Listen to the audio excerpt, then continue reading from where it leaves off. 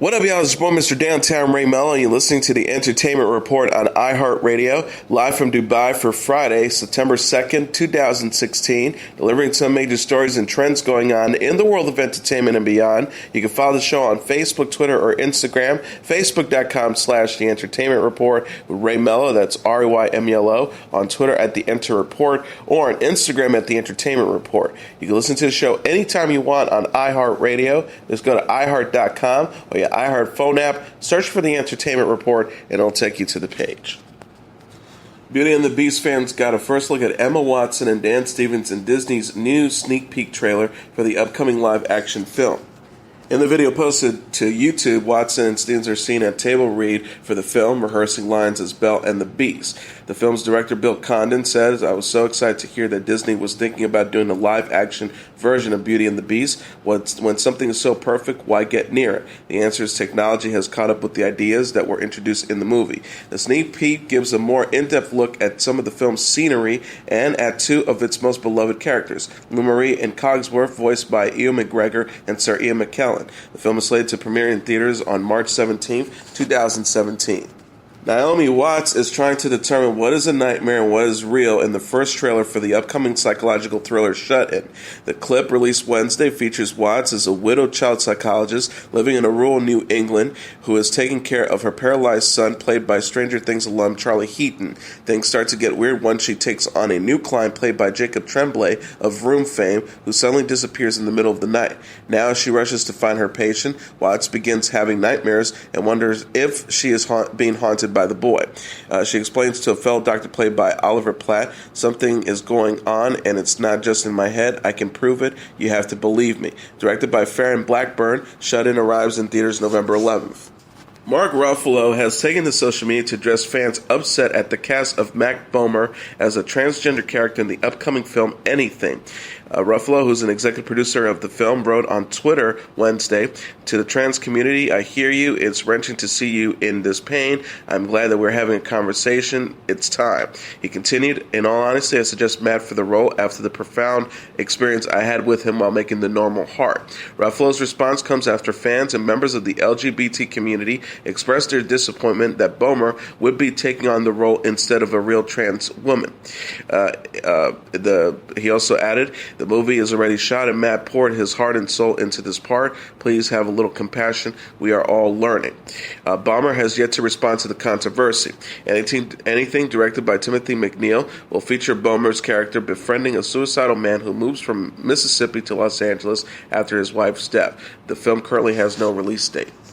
Writer, director, producer Baz Luhrmann's 2001 movie Moulin Rouge is being adapted as a stage musical. The film, starring Ewan McGregor as a struggling writer who falls in love with Nicole Kidman's beautiful courtesan in 1900s Paris. Co-starring John Leguizamo and Jim Broadbent, it was nominated for 8 Oscars and won 2. Carmen Pavlovic, the chief executive officer of Global Creatures, announced Thursday the theatrical version of the story is now in development, with John Logan writing the book and Alex Trembers set to direct.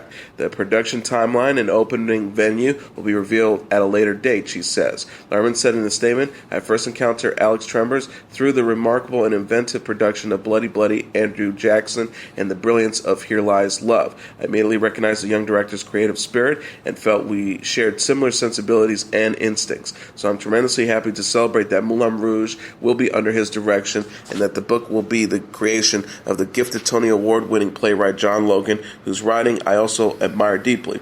It's immensely gratifying to know that a new wave of artists will be leading Moulin Rouge into its rightful theatrical realm."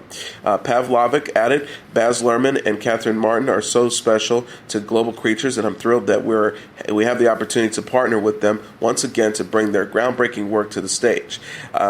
Moulin Rouge is a film begging to be theatricalized. I can't think of no better creative collaborators than Alex Trembers and John Logan to realize this new musical." Kerry Washington has a news television project in the works. News outlets reported the 39-year-old actress will executive produce the new ABC series Patrol, a drama about female police officers in Los Angeles. Patrol will center on 4 LAPD officers who attended the same police academy 5 years ago, according to Variety. They will reunite after a high-stakes traumatic secret returns to haunt them. The series is the first project to emerge from Washington's development deal with ABC Studios. The actress has signed a 2-year exclusive deal in April on behalf of her production company, Simpson Street. She said at the time, "It is an honor to be a point in my career when I can help generate projects that are exciting, necessary, and truly reflective of the world around us. I'm grateful to be on this journey with ABC." ABC Studios Executive Vice President Patrick Moran added, "Kerry Washington is not only a great actress, but a smart creative producer, and we're thrilled to have her new production company." Washington stars as Olivia Pope on the ABC series Scandal. The political drama co-stars Tony Goldwyn, Scott Foley, and Jeff Perry, and will return for a 6th season in January 2017. Mary J. Blige has signed on to guest star on Season 3 of ABC's hit crime drama How to Get Away with Murder. According to Entertainment Weekly, while the singer's role remains a mystery, it may involve the show's upcoming plotline, which features main protagonist Annalise Keating, played by Viola Davis, being taunted by an unknown perpetrator who is releasing posters of the law professor with the word killer written on it. The role is a return to television for Blige, who has started to transition over to a career in acting, having recently appeared on ABC's Blackish, Fox's Empire, and NBC's The Wiz Live, where she portrayed the Wicked Witch of the West. Blige will also be starring in a World War II-based drama, Mudbound, directed by Dee Reeds, and also starring Jason Mitchell, Jason Clarke, Garrett Hedlund, and Carey Mulligan, according to Deadline. How to Get Away with Murder returns to Season 3, starting September 22nd on ABC. Netflix released the first trailer of its comedy film, Mascots, Thursday. The movie was helmed and co-written by Christopher Guest, the director of Waiting for Guffman and Best in Show. His next mockumentary stars many members of his regular acting troupe, including Jane Lynch, Parker Posey, Fred Willard, Ed Begley Jr., Bob Balaban, Chris O'Dowd, Jennifer Coolidge, and John Michael Higgins. It also features Christopher Monaghan, Don Lake, Brad Williams, Zach Woods, Matt Gracier, Susan Yeagley, Shara Baker, Tom Bennett, Kerry Goldeman, Bob Balaban, Michael Hitchcock, Maria Basucci, and Jim Piddock. Mascots will have its world premiere at Toronto's International Film Festival on September 10th and will start streaming globally on Netflix October 13th. The synopsis reads, this latest film takes place in an ultra-competitive world of sports mascots where they compete for the most prestigious award in their field, the Gold Fluffy. Thursday's trailer shows Posey's character talking about her dream of taking home the top prize for her work as hip-hop dancing Alvin the Almirado, while O'Dowd declares his ice skating alter ego The Fist is the bad boy of sports mascotry. Acclaimed actor Jim Broadbent has signed on to star in Season 7 of HBO's Game of Thrones. According to Entertainment Weekly, Broadbent is the first new actor cast for the upcoming penultimate season in a significant role that is being kept secret. Production on Season 7 is set to begin soon in Northern Ireland, Spain, and Iceland. In July, HBO programming president Casey Boyles confirmed that Game of Thrones will be coming to an end with Season 8. Both Season 7 and 8 are expected to contain less than 10 episodes each, the average seen in previous seasons. Broadbent is best known for his roles in such films as Bridget Jones' Diary, Moulin Rouge, Hot Fuzz, The Iron Lady, Cloud Atlas, and as Horace Slughorn in the Harry Potter series. The 67-year-old won the Oscar for Best Supporting Actor for his role in 2001's Iris. Star Maisie Williams, who portrayed Arya Stark on Game of Thrones, recently teased Season 7 on social media, writing, "I'd start preparing yourselves now." Fans saw worlds collide on Tuesday as Amy Schumer and J.K. Rowling had a pleasant exchange on Twitter following Schumer's Edinburgh show. Rowling tweeted that she enjoyed seeing Schumer perform live that evening and included a heart and laughing crying emojis. She said, "Just seeing the goddess that is at Amy Schumer live in Edinburgh, what a night." Schumer responded, "Thank you so much. Did you like my sister's Gary Fender hat?" Schumer's sister Kim is reportedly frequently photographed wearing a yellow and red beanie, which are the colors of the Hogwarts Gryffindor house. Rowling told Schumer, "I love the Gryffindor hat." Fans immediately joined Schumer and Rowling's conversation with praise from the two women, with one fan saying worlds are colliding right now. Scream Queens is gearing up for a funnier and scarier second season.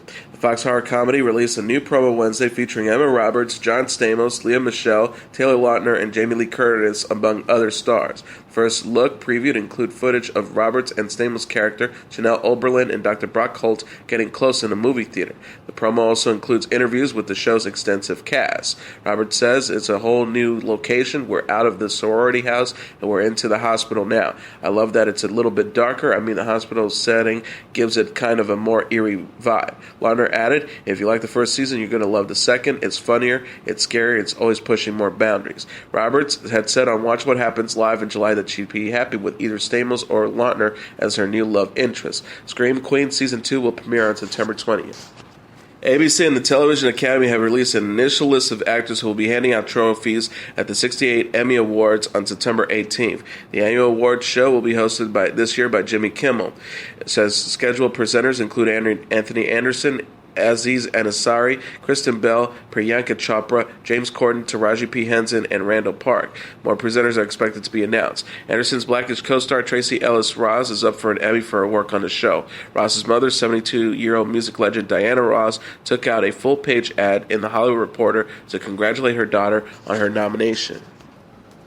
Barb from Stranger Things was out for revenge Wednesday as she returned to torment the young cast of the hit Netflix series on The Tonight Show. The skit featured Mike, played by Finn Wolfhard, Lucas, played by Caleb McLaughlin, Dustin, played by Gaten Matrizzano, and 11, played by Bobby Brown, playing a game of Dungeons & Dragons until host Jimmy Fallon interrupts their game, dressed as character Steve Harrington. He asks a stand-in for Barb, I've got a little present, want to see it? Originally played by Shannon Purser, appears upset that she was left for dead in the upside-down world during Season 1. Barb starts yelling, let's review, shall we? There were 2 people down there, and you rescued one of them. Do the math. Barb continued after Fallon failed to calm her down. Screw you, Steve Harrington, and screw Nancy, too, by the way. She was supposed to be my BFF. Well, I guess BFF stands for big fucking phony. Dustin replies, phony starts with a P.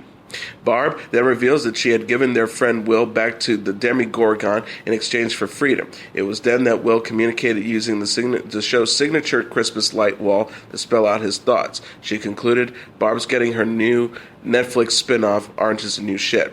Stranger Things was officially renewed for a second season Wednesday. Writer-creators Matt and Ross Duffer have stated before that Season 2 would feature some justice for Barb, who has become a fan-favorite character on social media.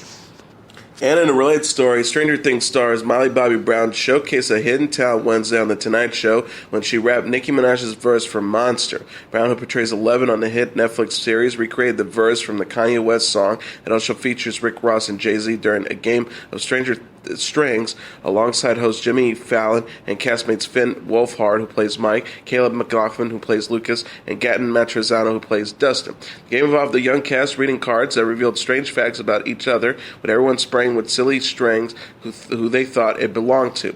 Once being able to rap Minaj's verse from Monster came up, the group sprayed Brown, who then agreed to give an impromptu performance of the song. Ellen DeGeneres poked fun at Hollywood's trend of all-female reboots with the Magic Mike parody sketch. The video meant to promote the 14th season of the Ellen DeGeneres Show, starring DeGeneres as Magic Michelle. DeGeneres was joined by Chrissy Teigen, Jenna Dewan Tatum, whose husband Channing Tatum starred in Magic Mike, as well as Olivia Munn, who also appeared in the film as clumsy strippers who comically stumble around.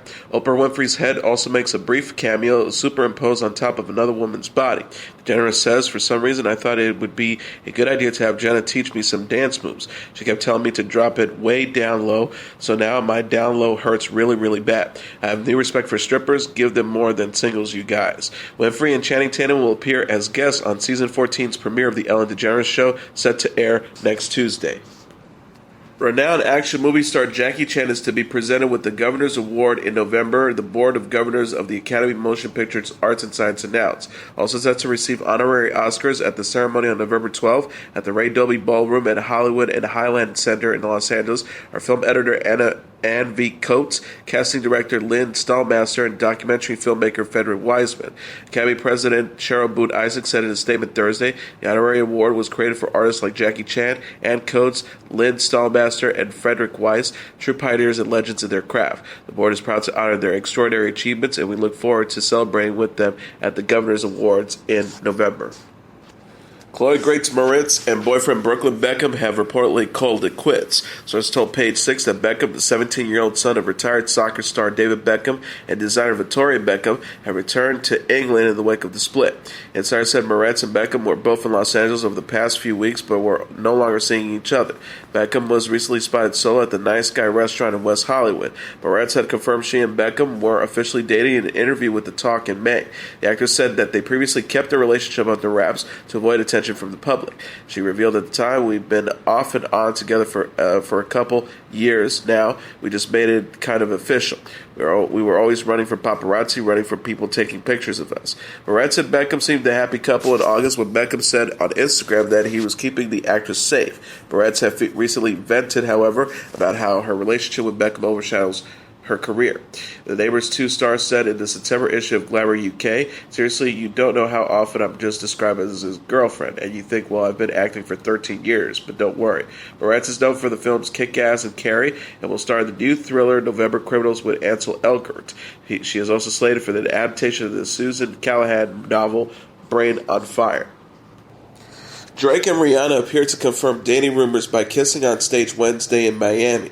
The 29-year-old rapper and 28-year-old singer shared a smooch after Rihanna made a surprise appearance at Drake's sold-out concert at American Airlines Arena. The on-stage kiss just came days after the pair's tender moment at the 2016 MTV Video Music Awards. The stars smooched after Drake confessed his love for Rihanna while presenting her with the Video Vanguard Award. The rapper had gushed, "She's someone I've been in love with since I was 22 years old. She's one of my best friends in the world. She succeeds by doing something that no one in the music industry does, which is being herself. All my adult life, I've looked up to her even though she's younger than me. She's a living, breathing legend in our industry." Drake and Rihanna were first linked in 2009, but have consistently downplayed their relationship in interviews. The pair were spotted dancing and kissing at 11 Club in Miami following Drake's show Tuesday. Sources told People they acted really coupley. Rihanna seemed totally comfortable and natural. She was laughing and smiling and just having a good time. The insider added they were standing next to each other all night. He was whispering in her ear, and she was rubbing his neck. Drake, who last released the album's Views in April, is presently on his Summer 16 tour with Future. Rihanna, meanwhile, is on her anti-tour in support of her album of the same name. The Black Eyed Peas reunited after 5 years to record a new version of its classic song, Where Is the Love? The track and accompanying video campaign is dedicated to those who had died as a result of violence in Paris, in places such as Baton Rouge, Paris, Baltimore, Ferguson, Orlando, St. Paul, Brussels, and Istanbul. The remake is credited to the Black Eyed Peas featuring The World, and it includes appearances by Jamie Foxx, Snoop Dogg, Kendall Jenner, Ty Dolla $ign, Mary J. Blige, Diddy, Cassie, Andrea Day, The Game, Tori Kelly, V. Bossman, Jessie J, French Montana, Justin Timberlake, DJ Khaled, Usher, Nicole Surge Singer, A$AP Rocky, Jaden Smith, and a 40-member children's choir. The video is available exclusively on Apple Music at applemusic.com/blackeyedpeas, and the song is available for downplay exclusively on iTunes at itunes.com/blackeyedpeas. The record will be sold via all digital retailers after its initial 24-hour in release. The Black Eyed Peas frontman, will.i.am, said in a press release, the Black Eyed Peas, Interscope Records, and iTunes will donate all of the proceeds from the purchase of the song in the United States to the I Am Angel Foundation, a nonprofit foundation that is transforming lives through education and inspiration and opportunity. Another press release says, in tandem with the launch of the campaign, the I Am Angel Foundation and Foundation education partner and leading geospatial company Ursi revealed a story map that maps all U.S. neighborhoods and draws attention to those that are struggling due to low spending on education, high unemployment, high poverty, and murder rates. Chris Brown released a new song on Wednesday, hours after he was arrested on suspicion of assault with a deadly weapon. The incident occurred in the early morning hours Tuesday after a woman called 911 and said Brown pointed a gun at her inside his home. After demanding officers return with a search warrant, Brown was arrested and held at police headquarters. He was released later Tuesday after posting a $250,000 bond. Brown posted a video to Instagram saying rather than focus on the incident, he's going to turn the other cheek and drop some music. Brown released his new song via his official SoundCloud page called What Would You Do? So far, the song has racked up over 200,000 plays on the streaming site. Mom of two, Britney Spears, says motherhood has helped her relieve her anxiety. The 34-year-old singer revealed in the October issue of Marie Claire UK that since Preston and Jaden have helped her to worry less while discussing her long-time struggle with anxiety. Spears told the magazine, "I moved to Los Angeles when I was very young. I was so under scrutiny. If hair was out of place, I'd be so anxious. I would get very anxious about so many things." She said, "Becoming a mother and being with my boys has made me so much more accepting of myself. I'm their mom, whatever. That has been a really big thing for me over these last few years." Spears, who shares her son with ex-husband Kevin Federline, previously opened up about her anxiety in the E! Documentary I Am Britney Jean. The star told fans she actually is much different from her bold onstage persona. She admits, "I'm not really made for this industry. I've always been kind of shy since I was a little girl. It's who I am to be modest, so I can't really help it. It's almost like it's my alter ego when I get on stage." The singer says, "When I first started out, I didn't care what anyone thought of me. I was just happy to be there. Then I started to realize there's a lot of mean things out there on the internet." Spears came to fame as a child in the Mickey Mouse Club and was 18 when her debut album, Baby One More Time, was released in 1999. She released her 9th studio record, Glory, last week. And now let's take a look at what happened on this date in entertainment history. On this date in 1996, Michael Jackson earned his 12th and final number one with You Are Not Alone. The seventh child of a hard-driving father committing to turning his sons into superstars, young Michael Jackson was pushed in front of the public at the tender age of 5 and told never to lose their attention. He succeeded beyond anyone's expectations, leading the Jackson 5 to stardom by the age of 12 before embarking on a solo career that would see him become nothing less than the most popular and successful solo male pop star of the modern era. On this date in 1996, he set a record that he has since been surpassed only by one other performer, Mariah Carey. Jackson earned his 12th number one hit as a solo artist when the R&B ballad You Are Not Alone debuted at number one on Billboard Hot 100 singles charts. Jackson's incredible run of chart-topping hits began in 1972 with the release of his 5th single, Ben, from the motion picture of the same name. Touching ballad about a sensitive boy's devotion to a rat, Ben may seem a strange pop cultural artifact in retrospect, but it raised few eyebrows at the time. But it made Jackson the third youngest recording artist after Stevie Wonder and Donny Osmond to earn a solo number one hit. It would be another 7 years before Jackson again reached the top of the pop charts. But when he did, it marked the beginning of a 10-year run as great as any in pop history. Don't stop till you get enough and rock with you, where Jackson's second and third number one hits from both the Quincy Jones-produced 1979 album Off the Wall, a triumphant release that would be dwarfed by the success of the 1982 follow-up album Thriller. Thriller yielded Jackson's 4th and 5th chart-topping hits in Billie Jean and Beat It, while becoming one of the biggest-selling albums of all time, causing Time magazine to call Michael Jackson a one-man rescue team for the music business. 5 years later, Jansen anointed himself the king of pop and released the album Bad, which gave him his 6th through 10th number one hits with I Just Can't Stop Loving You, Bad, The Way You Make Me Feel, Man in the Mirror, and Dirty Diana. Black and White, from the album Dangerous, became his 11th chart topper in 1991. You Are Not Alone, which topped the pop charts on this date in 1996, was written and co-produced by the R&B star R. Kelly. And though a court in Belgium ruled in 2007 that Kelly had plagiarized You Are Not Alone from a Belgian song called If We Can't Start All Over, it nevertheless stands as Michael Jackson's 12th and final, bearing any posthumous release solo number one hit.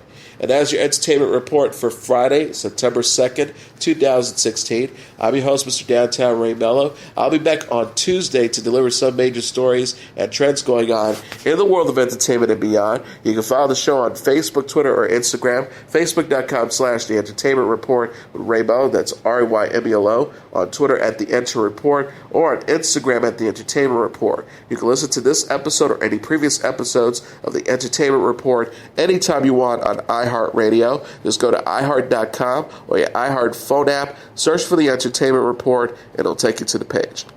Everyone have a great Labor Day weekend. Good night, and God bless you all.